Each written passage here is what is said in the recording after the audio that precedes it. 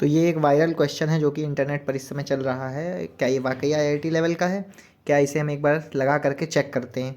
तो आप इसे एक बार देखिए, सॉल्व कर पाते हैं या नहीं कर पाते हैं। इस वीडियो को पॉज करिए। अगर आप नहीं कर पाते हैं देन आप इसके बाद इसका सल्यूशन मैं करने जा रहा हूँ, आप उसको देख सकते हैं। तो हम इसका सल्यूशन स्टार्ट करते हैं, ठीक है। तो देखिए, सबसे पहली बात तो हम इसे सिंप्लीफाई करते हैं। यहाँ पर tan t को हम यहाँ पर लिख सकते हैं sin t upon cos t। तो हम इसे यहाँ पर sin t upon cos t कर देते हैं -2। और देखिए यहाँ पर हम लोग sec t को 1 अपॉन cos t लिख सकते हैं एंड देन इक्वल टू 0। तो देखिए यहाँ पर हमारा ये मल्टीप्लाई था। यहाँ पर देखिए अगर हम इसे अब फर्दर सॉल्व करते हैं तो हमारा cos t एलसीएम हो जाएगा और ये हो जाएगा हमारे पास, जरा हम इसे सही से लिखते हैं, इसे हम लिख सकते हैं sin t -2 upon cos t is equal to 0। cos t को हमने उस साइड भेज दिया। तो देन हम यहाँ पर लिख सकते हैं कि जो हमारा फाइनल इक्वेशन बनेगी वो बनेगी sin t is equal to 2। ये हमारे पास जो है फाइनल इक्वेशन यहाँ पर बन जाएगी।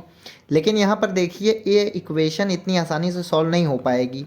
रीज़न उसका ये है कि हम जानते हैं कि जो हमारा साइन फंक्शन होता है उसका जो डोमेन होता है, आप कह सकते हैं, या आप कह सकते हैं कि जो रेंज होती है हमारे साइन फंक्शन की, वो हमारी -1 टू +1 होती है रेंज हमारी, ठीक है। लेकिन ये जो है हमारे रेंज के बाहर है, इसलिए इसका नो रियल सोल्यूशन, इसका कोई रियल सोल्यूशन पॉसिबल नहीं है। इसका कोई भी रियल सोल्यूशन पॉसिबल नहीं है। अब अगर इसका कोई रियल सोल्यूशन नहीं पॉसिबल है तो इसका मतलब है कि हमें इसका जो है कॉम्प्लेक्स सोल्यूशन है उसे हमें कंप्यूट करना पड़ेगा। तो देखिए हम इसका कॉम्प्लेक्स सोल्यूशन को कंप्यूट करने की कब कोशिश करते हैं इसके बाद। तो देखिए यहाँ नीचे मैं इसको लिखना स्टार्ट करता हूँ। देखिए यहाँ पर साइन टी हम जानते हैं ऑयलर्स फॉर्मूला, ऑयलर्स इक्वेशन से हम ये लिख सकते हैं कि e⁻ आई टी जो होता है ये बराबर होता है cos T plus I sign T.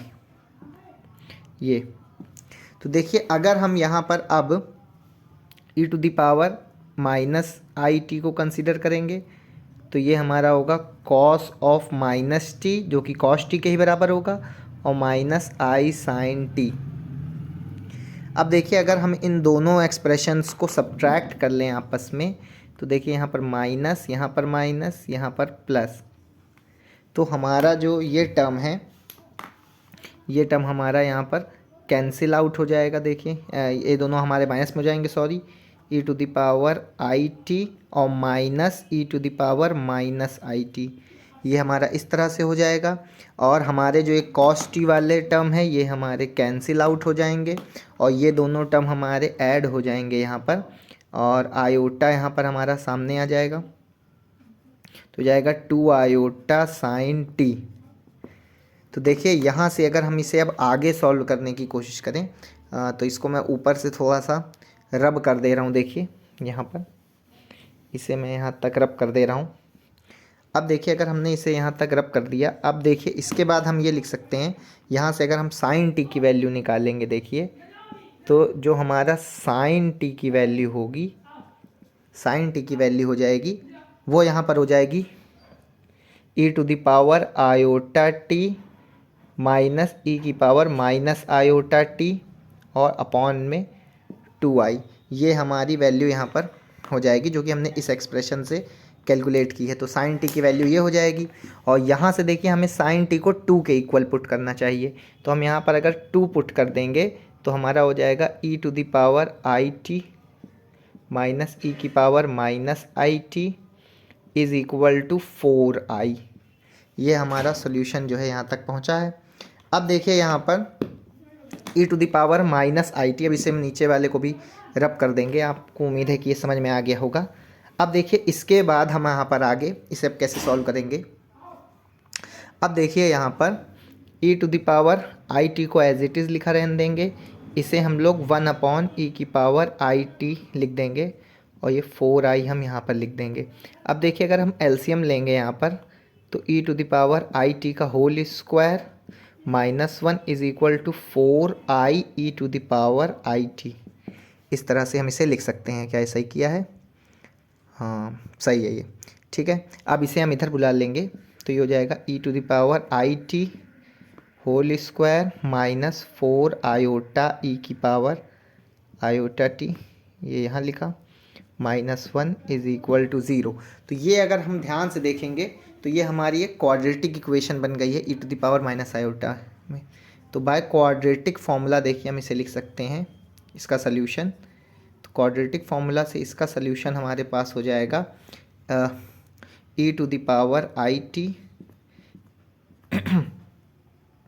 Is equal to -b यानी 4i -b plus minus square root of B square अगर हम यहाँ पर करेंगे तो देखिए यहाँ पर -4 का स्क्वायर हो जाएगा 16 और आयोटा स्क्वायर और आ जाएगा तो यानी -16, तो बी स्क्वायर माइनस 4ac, तो a तो 1 ही है और c -1 है, तो ये टोटल में +4 हो जाना चाहिए हमारा, -4ac। ठीक है, और अपॉन में हमारा 2a यानी कि 2 आ जाएगा सिर्फ। तो ये हमारा आयोटा की वैल्यू आ जाएगी। इसे अगर हम सॉल्व करके लिखते हैं यहाँ पर आगे तो ये हमारा हो जाएगा e⁻iota इज इक्वल टू, ये हमारा 12 हो जाएगा, और 12 को हम लिख सकते हैं आपका -12 हो जाएगा, सॉरी। तो ये हमारा 4 आयोटा प्लस माइनस, देखिए हम -12 है तो इसे हम लिख सकते हैं 2 आयोटा √3, क्योंकि 4 जब अंदर जाएगा, ये 2 हमारे अंदर जाएगा तो 4 हो जाएगा, 4 3 जा 12 हो जाएगा, और आयोटा है इसलिए माइनस था इसलिए आयोटा यहाँ लगा दिया, अपॉन 2। और इसे देखिए हम फाइनली क्या लिख सकते हैं, फाइनली इसे हम लिख सकते हैं e⁻iota is equal to e⁻iota is equal to, यहाँ से देखिए 2 अगर हम डिवाइड कर देते हैं तो ये हो जाएगा 2 आयोटा प्लस और माइनस आयोटा √3। इसी को हम आगे लिख सकते हैं, यहाँ पर अगर हम आयोटा कॉमन ले लें यहाँ पर दोनों तरफ से, तो अगर हम आयोटा को कॉमन ले लेंगे तो हो जाएगा आयोटा कॉमन 2 प्लस और माइनस √3। तो ये हमारा e⁻it की वैल्यू आई है। अभी हमें यहाँ पर t की वैल्यू निकालनी थी, तो अब इसे हम आगे देखिए यहाँ पर सॉल्व करते हैं। तो ये मैं ऊपर वाला जो पोर्शन है इसे रब कर देता हूँ यहाँ पर।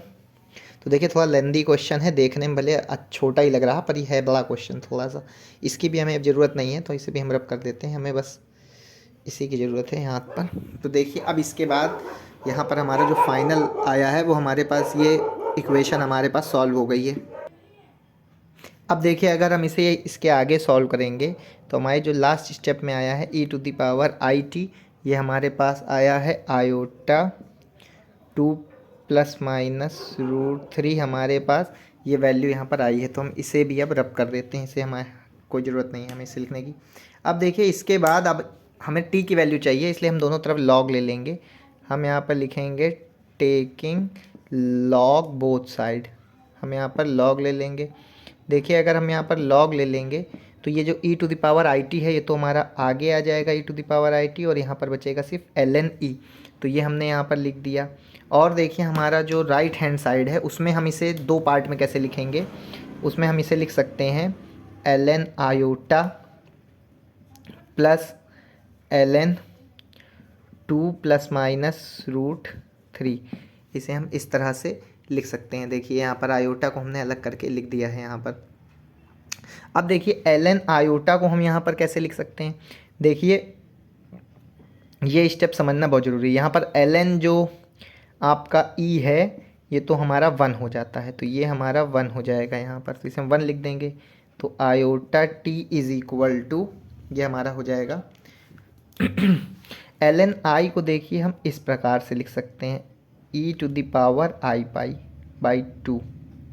अब ये आप कहेंगे ये कैसे हमने लिख दिया, देखिए इसे हम ऑयलर्स फॉर्मूले से ही हमने लिखा है। हम जानते हैं देखिए e की पावर, यहाँ मैं आपको समझा दे रहा हूँ, e की पावर हम जानते हैं कि आई थीटा जो होता है ये होता है कॉस थीटा प्लस आई साइन थीटा, ठीक है, ये हम जानते हैं।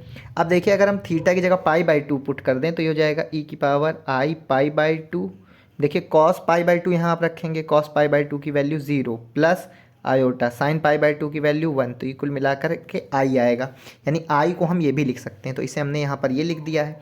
तो मुझे उम्मीद है कि ये आपको अब समझ में आ गया होगा। और देखिए यहाँ पर जो अगला पार्ट है उसे हम एज इट इज़ लिख देते हैं यहाँ पर, plus ln 2 plus minus root 3। तो ये हमारे पास यहाँ तक हम लोग पहुँच चुके हैं।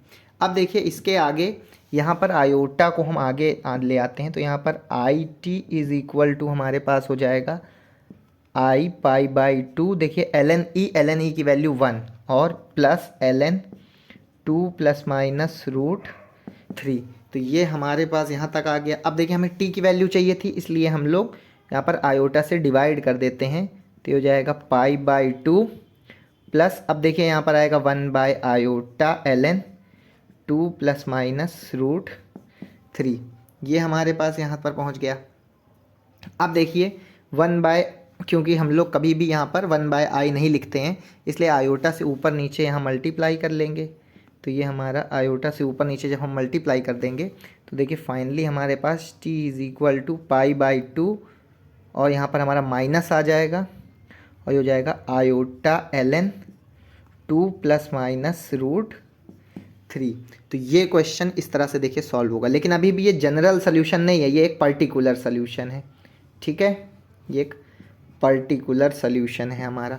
देखिए जनरल सोल्यूशन में जितने भी ट्रिग्नोमेट्रिक फंक्शन होते हैं ये सब 2 पाई पीरियोडिक होते हैं, इसलिए जनरल सोल्यूशन अगर हमें लिखना होगा तो जनरल सोल्यूशन में हम लोग क्या लिखेंगे, देखिए वो भी हम आपको बता दे रहे हैं। जनरल सोल्यूशन में हमें लिखना चाहिए t is equal to pi by 2 minus iota ln 2 plus minus root 3। और यहाँ पर देखिए जनरल सोल्यूशन है, इसलिए हमें यहाँ पर 2n पाई और लिख देना चाहिए, क्योंकि ये 2 पाई पीरियोडिक होते हैं। तो ये हुआ हमारा कंप्लीट सोल्यूशन इस इक्वेशन का। ठीक है, तो ये था इस वायरल प्रॉब्लम का सोल्यूशन हमारा, और काफ़ी बड़ा सोल्यूशन है, आपने देखा होगा जिस तरह से। तो हाँ, ये मुझे लगता है कि हाँ भाई जेई लेवल तक का तो है ही है, और कई जगह तो मैंने इसे नेट में भी देखा है क्वेश्चंस को, CSIR नेट वगैरह में भी इस तरह क्वेश्चन आ जाते हैं। ठीक है, तो अगर आपको वीडियो अच्छा लगा तो इस वीडियो को लाइक करिए, हम आगे और इस तरह की मैथ्स प्रॉब्लम आपके साथ शेयर करते रहेंगे। ठीक है, धन्यवाद।